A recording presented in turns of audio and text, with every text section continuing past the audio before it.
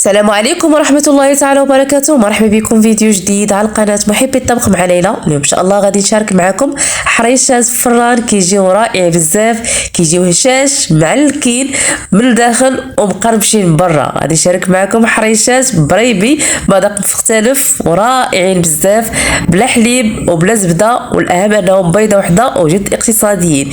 شوفوا معايا الشكل ديالهم، كيجيو مذهبين، كيجيو غزالين بزاف. جربوهم وردوا عليا. بلا ما نطول عليكم غادي نجيب المكونات والطريقه في نفس الوقت. بالنسبه للمكونات، عندي هنايا نص كيلو ديال السميد خاص بالبغرير او البسبوسه. هذيك السميده كتكون رقيقه. عندنا ريبي، بيضه وحده بحراره ديال المطبخ، كاس لاروب ديال السكر حتى الكاس، نص كاس ديال الكوك، وكاس لاروب ديال الزيت. عندنا جوج خمارات من وزن 7 غرام او 8 غرام، والفاني. صافي البنات، هنايا غناخذ تقريبا واحد 3 المعالق ديال السميد، يعني من هذاك نص كيلو غادي ناخذهم 3، وغنضيف عليه واحد شويه ديال الكوك من بعد باش غادي نفندو فيهم. وهنايا البنات غادي نبداو باش غادي نخدمو. غادي ناخذ بيضه، غنضيف عليها السكر، قبيصه ديال الملحه. صافي كنطرب هادشي كلشي مزيان حتى كيذوب لنا هذاك السكر، ومن بعد غنضيف عليهم الزيت. غادي نخلط كلشي مزيان وغنضيف عليهم كاس ديال ريبي.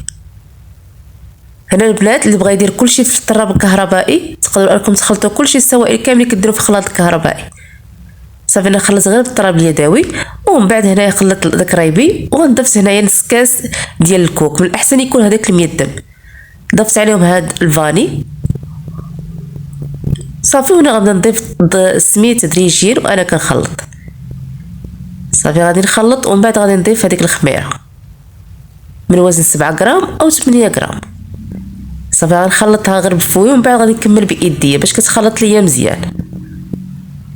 صافي غادي نحيد هنا الفوي وغادي نكمل بايديا باش ضروري تجانس لينا الخليط ما بعضياتو حتى الخميره كتدخل مزيان. بلاتي ما كنعجنوهاش، يعني كيف ماشي معايا بحال كنهز من الفوق لتحت، غير كنخلطها غير بصباعي. صافي هنا بعد ما نكملها انا كنغطيها بشي حاجه وكنخليها ترتاح تقريبا واحد 10 دقائق بما شربت لينا داك السوائل. صافي هنا بعد ما شربات ليا انا غادي ناخذ عين ميزاني. تقريبا انا درتهم شويه كبار، تقدروا انكم تعبروهم ديروهم هكا شويه صغار.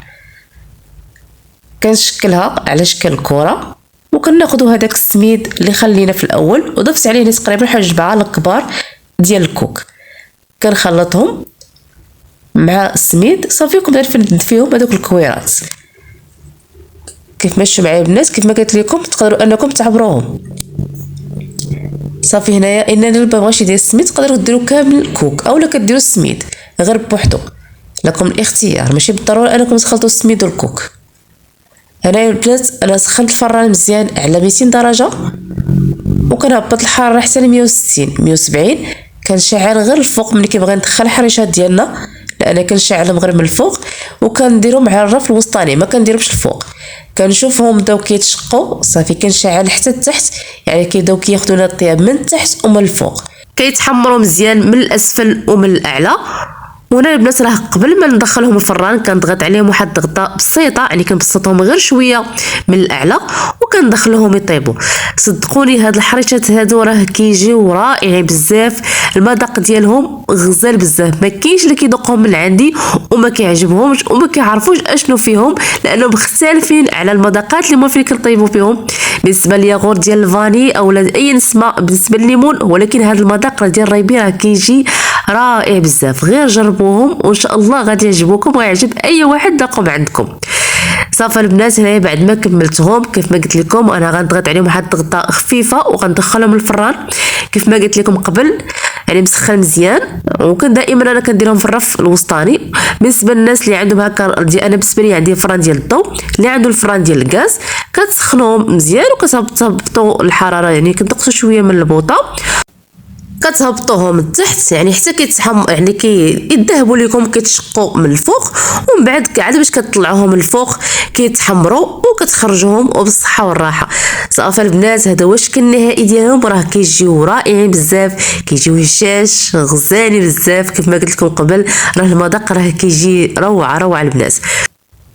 شوفوا معايا كيجيو لون موحد، كيجيو مذهبين ومحمرين، وكيف ما قلت لكم قبل كيجيو معلكين وهشاش من الداخل ومقرمشين من برا. شوفوا القوام ديالو كيفاش كيكون من الوسط. انا مازال يلا خرجتهم في الفران وفتحتهم معكم، شوفوا البخار كيفاش طالع منهم، وكيجيو يعني مشقين كاملين. هاد الوصفه راه كتجي غزاله بزاف. كنتمنى من كل اخت وصلت حتى النهايه ديال الفيديو ما تبخليش عليا بلايك، اشتركي في القناه الى عجبك المحتوى ديال القناه، وفعل الجرس باش ان شاء الله يوصلك كل ما هو جديد. خليت لكم الراحه والى فيديو قادم باذن الله تعالى.